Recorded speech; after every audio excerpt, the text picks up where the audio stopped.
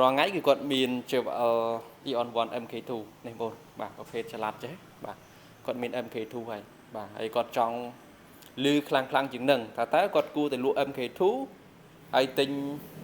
ជា Patebox Ultimate មកប្រើឬមួយក៏គាត់គួរថែមសាប់បាទ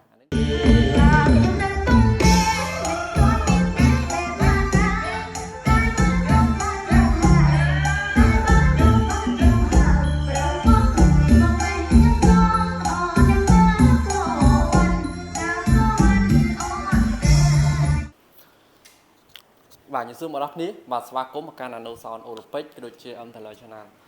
វីដេអូនេះគឺខ្ញុំចង់ធ្វើការឆ្លើយតបទៅនឹងបាទសំណួរបងប្រុសមួយបាទដែលគាត់សួរថារងថ្ងៃគឺគាត់មានជា EON1 MK2 នេះបងបាទប្រភេទឆ្លាតចេះបាទគាត់មាន MK2 ហើយបាទហើយគាត់ចង់លឺខ្លាំងជាងនឹងតើគាត់គួរតែលក់ MK2 ហើយទិញជា Patebox Ultimate មកប្រើឬមួយក៏គាត់គួរថែមសាប់បាទអានេះគឺជាសំណួរដែលគាត់សួរអញ្ចឹងណាអញ្ចឹងបើពីនេះគឺ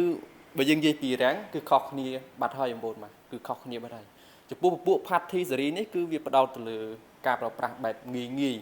ជាលក្ខណៈគ្រួសារបែប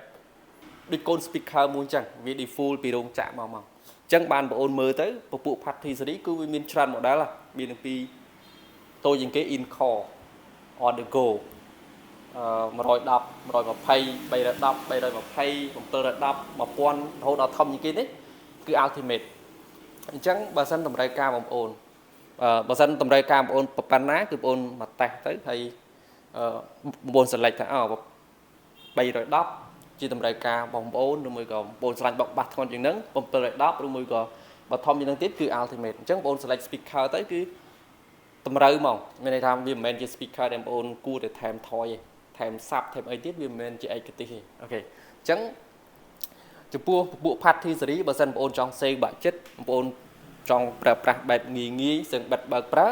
គឺបងប្អូនអាចមើលទៅលើពួក Party Series ឯងបាទហ្នឹងជាលក្ខណៈគ្រួសារបាទក៏ប៉ុន្តែបើពួក MK2 ចេះគឺបងប្អូនមើល logo របស់វាគឺពួក professional ហើយបាទ professional គឺវាផ្ដោតទៅលើគុណភាពសលេងបាទច្បាស់ព្រោះមិនថាបងប្អូនស្ដាប់បងប្អូនច្រៀងឬមួយក៏បងប្អូនចាក់រាំលេងគឺសលេងរបស់វាគឺល្អហ្មងបាទអញ្ចឹងបើសិនបងប្អូនចង់ថែមថយរកថាបងប្អូនត្រូវការលេងខ្លាំងជាងមុនបងប្អូនថែមទៅសាប់មួយគ្រាប់ទៀតមកបាទអញ្ចឹងគឺយើងលេងទៅគឺអែមហ្មងបាទឆ្លើយតបទៅនឹងសំណួរបងប្រុសបាទបើសិនបងមាន MK2 ស្រេចនៅក្នុងដៃបាទបងចង់លេងខ្លាំងជាងមុនបងអាច add ថែមសាប់មួយគ្រាប់ទៀតទៅបាទអាចថា5ទឹកអាចថា EON 718S ឬមួយក៏បងអាចមើលពពួក PX បាទនេះសាប់នេះបងបាទ PX 818 XLSW បាទតម្លៃរបស់វា1449ហ្នឹងតម្លៃពេញណាបងបាទអូខេតម្លៃធម្មតាប៉ុន្តែឥឡូវគឺឱកាសល្អហ្មងបាទខាងក្រុមហ៊ុនក៏ discount 300បាទអញ្ចឹងតម្លៃរបស់វាគឺនៅសល់តែ$1150ទេបាទបងទិញទៅគឺចំណេញច្រើនមកសម្រាប់សាប់នេះ